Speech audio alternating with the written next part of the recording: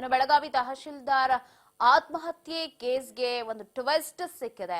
SDA ನೌಕರ ರುದ್ರೇಶ್ ಯಡವಣ್ಣನವರ ಆತ್ಮಹತ್ಯೆ ಅಲ್ಲ, ಇದು ಕೊಲೆ ಅನ್ನುವಂತಹ ಒಂದು ಪತ್ರ ಇದೀಗ ಹರಿದಾಡ್ತಾ ಇದೆ. ಬೆಳಗಾವಿಯ ತಹಶೀಲ್ದಾರ್ ಕಚೇರಿಯಲ್ಲಿ ಆದಂತಹ ಆತ್ಮಹತ್ಯೆ ಕೇಸ್ಗೆ ಸಂಬಂಧಪಟ್ಟಂತೆ ಸಿಕ್ಕಿರುವ ಟ್ವಿಸ್ಟ್ ಇದು. 3 ಜನ ಆರೋಪಿಗಳಿಗೆ ಜಾಮೀನು ಸಿಕ್ಕ ಬಳಿಕ ಒಂದು ಲೆಟರ್ ಎಸಿಡಿಸಿ ರಾಜ್ಯಪಾಲರವರೆಗೂ ಬಂದಿದೆ. ಅದರಲ್ಲಿ ಇದು ಆತ್ಮಹತ್ಯೆ ಅಲ್ವೇ ಅಲ್ಲ, ಇದು ಕೊಲೆ ಅಂತ ಹೇಳಿ ಉಲ್ಲೇಖ ಮಾಡಲಾಗಿದೆ. ಬೆಳಗಾವಿ ಪೊಲೀಸರ ನಿದ್ದೆಗೆಡಿಸಿದೆ ಅನಾಮಧೇಯ ಪತ್ರ. ಆತ್ಮಹತ್ಯೆ ಎಲ್ಲ ಕೊಲೆ ಅಂತ ಬಂತು ಅನಾಮಧೇಯ ಪತ್ರ. ಡಿಸಿಎಸಿ ರಾಜ್ಯಪಾಲರು ಸೇರಿ ಪ್ರಮುಖರಿಗೆ ಪತ್ರ ರವಾನೆಯಾಗಿದೆ. ನೋಡ್ತಾ ಇದ್ರೆ ದೃಶ್ಯದಲ್ಲಿ ಬೆಳಗಾವಿ ತಹಶೀಲ್ದಾರ್ ಕಚೇರಿಯ ಕ್ಲರ್ಕ್ ರುದ್ರಣ್ಣ ಯಡವಣ್ಣನವರ್ ಇವರ ಕೊಲೆಗೆ ತಹಶೀಲ್ದಾರ್ ಅವರ ಗಾಡಿಯ ಡ್ರೈವರ್ ಆದ ಜೀಪ್ ಗಾಡಿ ಡ್ರೈವರ್ ಆದ ಯಲ್ಲಪ್ಪ ಬಡಸದ ಇವನೇ ಮೂಲ ಸೂತ್ರಧಾರ.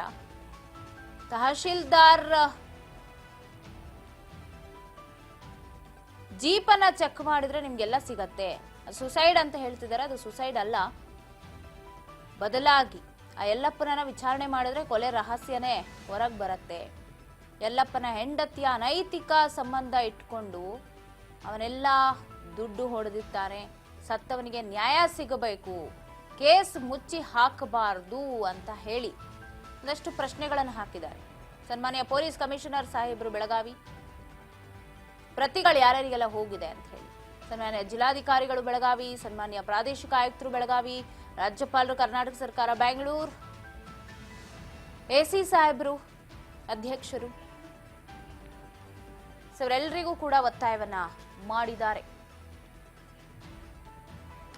ಇತ್ತ ಅನಾಮಧೇಯ ಪತ್ರ ಬಂದ ಬೆನ್ನಲ್ಲೇ ತನಿಖೆಗೆ ಒತ್ತಾಯ ಕೇಳಿ ಬರ್ತಾ ಇದೆ. ಪೊಲೀಸರು ಸರಿಯಾಗಿ ತನಿಖೆ ನಡೆಸ್ತಾ ಇಲ್ಲ, ತನಿಖೆ ಕೂಲಂಕುಷವಾಗಿ ಆಗಬೇಕು ಅನ್ನುವಂತಹ ಮಾತು ಕೇಳಿ ಬರ್ತಾ ಇದೆ. ಪೊಲೀಸರು ಸರಿಯಾಗಿ ತನಿಖೆ ಮಾಡಿದ್ರೆ ಸತ್ಯಾಸತ್ಯತೆ ಏನು ಅನ್ನೋದು ಹೊರ ಬರುತ್ತೆ ಅಂತ ಹೇಳಿ ಅನಾಮಧೇಯ ಪತ್ರ ಬಂದ ಬೆನ್ನಲ್ಲೇ ತನಿಖೆಗೆ ಒತ್ತಾಯವನ್ನ ಮಾಡಿದ್ದಾರೆ.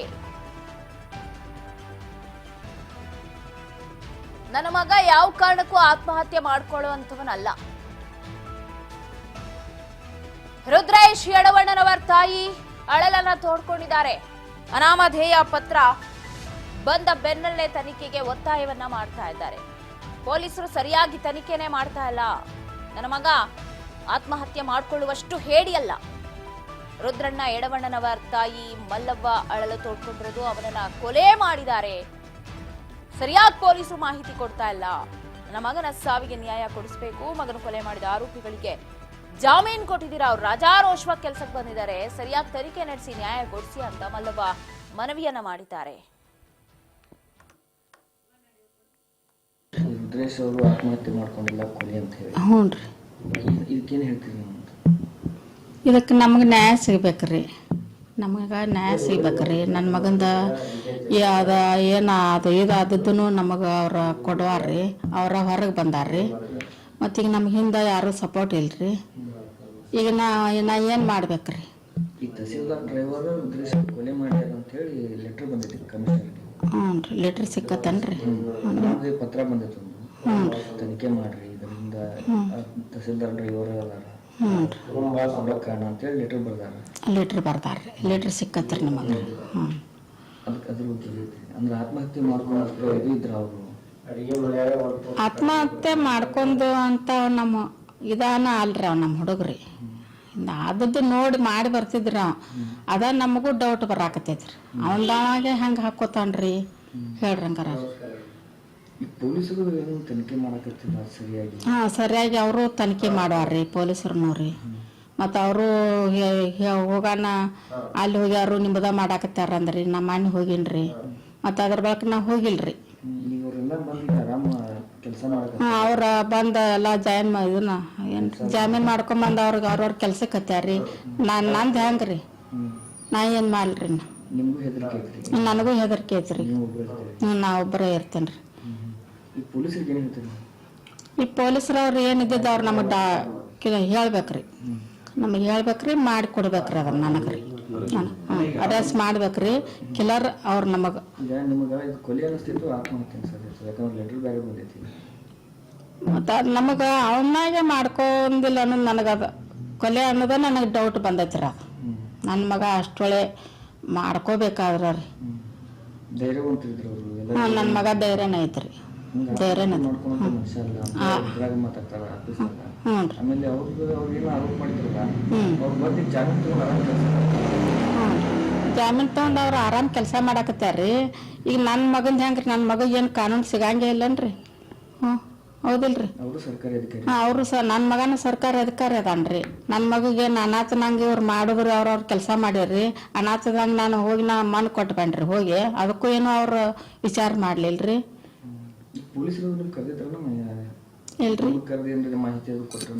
ಮಾಹಿತಿ ಆಯ್ತು ಏನೂ ಕೊಟ್ಟಿಲ್ರಿ ಅವ್ರು. ಅದನ್ನ ಮನೆ ಕೇಳಕ್ಕೆ ಹೋಗೋಣ, ಅವ್ರು ಮಾಹಿತಿ ಕೊಟ್ಟಿಲ್ರಿ. ನಿಮ್ದ ಮಾಡಾಕತ್ಯಾರು SP ಆಫೀಸ್ನಾಗ ಅಂತ ಹೇಳಿರಿ ನಮಗ್ರಿ. ಪತ್ರ ಒಂದು ಬಂದೈತ್ರಿ ಅಮ್ಮ ಅವ್ರಿಗೆ, ಪೊಲೀಸರಿಗೆ ಅವರು ಪತ್ರ ಬರ್ದಾರ. ಹ್ಞೂ ರೀ. ನಿಮ್ಮ ಮಗನ ಕೊಲೆ ಮಾಡ್ಯಾರು, ಈಗ ಆತ್ಮಹತ್ಯೆ ಮಾಡ್ಕೊಂಡಿಲ್ಲ ಅಂತ ಒಂದು ಅಮಾದೆ ಪತ್ರ ಬರ್ದಾರ ಯಾರೋ. ಹ್ಞೂ ರೀ. ಅದ್ರ ಬಗ್ಗೆ ನಿಮ್ ಗಮನಕ್ಕೆ ಏನಾದ್ರು ಬಂದಿದೆ? ಅವ್ರು ಯಾರು ಪೊಲೀಸರು ಹೇಳಿದಾರ?